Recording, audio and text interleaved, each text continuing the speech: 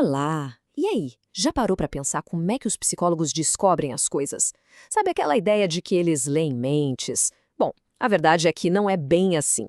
Mas eles têm sim um kit de ferramentas super fascinante para entender o que acontece na nossa cabeça e por que agimos de certas formas. Hoje, a gente vai abrir essa caixa e dar uma espiada lá dentro. Mas, então, vamos direto ao ponto. Como é que os cientistas realmente sabem o que eles dizem que sabem sobre o comportamento humano? Sabe, de onde vêm essas conclusões?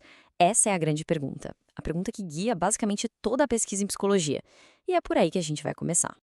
Ok, então esse aqui é o nosso roteiro, tá? Primeiro, vamos dar uma olhada geral nesse kit de ferramentas da psicologia. Depois, a gente vai focar em dois métodos principais, o de observar atentamente e o de simplesmente perguntar. Na sequência, vamos entender como se desenha um experimento de verdade e, para fechar, vamos falar de algo que é absolutamente crucial, a parte ética da ciência. Bom, então vamos lá. Tudo começa aqui, com a coleta de dados. A gente pode pensar nisso como se fosse a fundação, sabe? O alicerce de tudo que a psicologia sabe sobre a gente, tipo por que sonhamos, como aprendemos, essas coisas. E existem basicamente três grandes métodos para construir essa base. E esses três pilares são, primeiro, a observação, que é, a boa e velha arte de assistir o que acontece. Depois, o autorrelato, que é basicamente ir lá e perguntar para a pessoa. E por último, o mais novo na área, a captura de dados automáticos. Pensa em todo esse universo de Big Data que, olha, está mudando completamente o jogo. Então, vamos começar com a ferramenta mais antiga e, vamos combinar, a mais intuitiva de todas, né? A observação. Antes de existir qualquer teoria super complexa, os primeiros estudiosos da mente simplesmente olhavam. E o que eles viram, o que eles anotaram, foi o que construiu a base para tudo o que veio depois. A forma mais básica de observar é, com os olhos, claro, a observação visual. Imagina, por exemplo, um pesquisador num parquinho, observando as crianças. Ele não está só vendo a brincadeira, de jeito nenhum. Ele está registrando, sabe? Quantas vezes uma criança divide um brinquedo, como ela reage quando tem um conflito, como as expressões no rosto dela mudam. Cada um desses detalhes, por menor que seja, é um dado. Mas, claro, não é só sobre o que se vê. O que a gente ouve também é super poderoso. Gravar as interações, as conversas, isso ajuda a pegar as nuances da linguagem, sabe? Aquelas mudanças no tom de voz que entregam uma emoção que às vezes só a imagem não consegue mostrar. E agora, a gente entra numa parte que é, para mim, super empolgante, a medição fisiológica. Basicamente, é uma forma de ouvir os segredos que o nosso próprio corpo conta.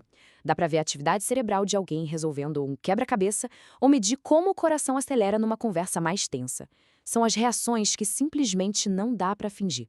E para capturar tudo isso, olha, os psicólogos têm um verdadeiro arsenal de ferramentas. Vai desde câmeras discretas e gravadores até umas escalas de avaliação bem detalhadas. E aí, para espiar o cérebro em ação mesmo, existem tecnologias incríveis, tipo o EEG, que mede a atividade elétrica do cérebro, e a famosa ressonância magnética funcional, a fMRI, que mostra pra gente que partes do cérebro estão acendendo, sabe? Que estão trabalhando mais durante uma tarefa.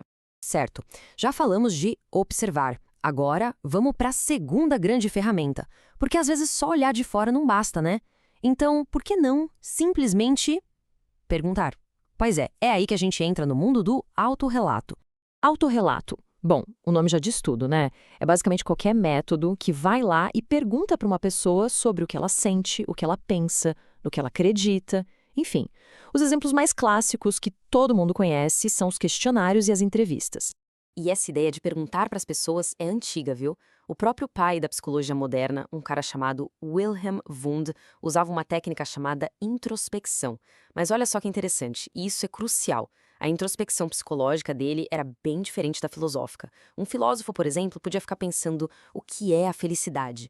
Já o psicólogo, o Wundt, ele fazia diferente. Ele te dava um estímulo, tipo o som de um sino, e pedia para você descrever exatamente o que você sentiu e pensou naquele instante. A ideia era conectar o estímulo de fora com a sua experiência aí dentro.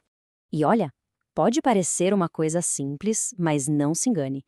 Perguntar para as pessoas o que elas pensam e sentem é de longe o método mais usado na psicologia. É só a gente pensar em todas as pesquisas de opinião, testes de personalidade, entrevistas que a gente vê por aí o tempo todo. É de verdade uma mina de ouro de informações. Mas sempre tem um mas, né? E aqui vem o grande porém.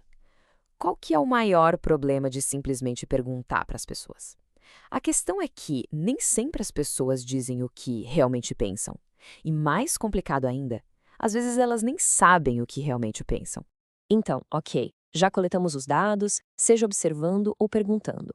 O que vem depois? Bom, o próximo passo é organizar tudo isso de um jeito estruturado, num estudo formal.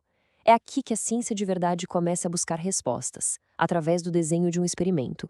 E falando nisso, existem basicamente dois tipos principais de experimentos. Pensa assim: um experimento verdadeiro é como um teste de remédio. O pesquisador pega um grupo de pessoas e, de forma totalmente aleatória, sorteia quem vai tomar o remédio de verdade e quem vai tomar um placebo, que não faz efeito. A palavra-chave aqui é sorteio. Já num quase experimento, a coisa é diferente. Imagina comparar duas turmas de escolas diferentes, cada uma com um método de ensino. O pesquisador não sorteou os alunos. Os grupos já estavam prontos. E isso, claro, torna bem mais difícil ter certeza de que foi um método de ensino que fez a diferença, e não outra coisa. Mas veja bem, coletar dados e desenhar experimentos bonitinhos não é tudo, de jeito nenhum. Existe uma camada, uma base fundamental que sustenta todo o processo, e sem ela, nada disso vale. A gente precisa falar sobre ética. E olha, esse é talvez o ponto mais importante de todos.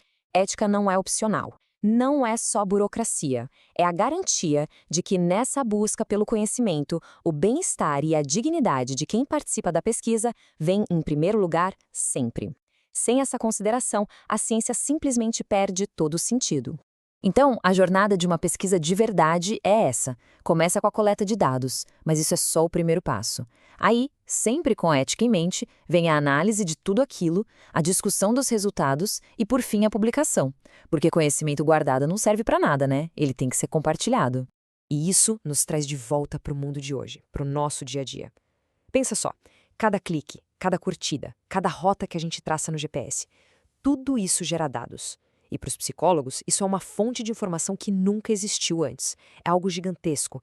Dá para analisar padrões de comunicação em milhões de posts nas redes sociais ou estudar como as pessoas se movimentam numa cidade. É literalmente um laboratório do tamanho do mundo. E tudo isso nos deixa com uma última reflexão. Nessa nossa era do Big Data, onde a gente tem acesso a uma avalanche de dados automáticos, qual daquelas ferramentas clássicas, a de observar, a de perguntar ou a de medir o corpo? Qual delas ainda é a mais importante para a gente conseguir, de fato, entender a imensa complexidade da mente humana? Fica aí a pergunta para a gente pensar.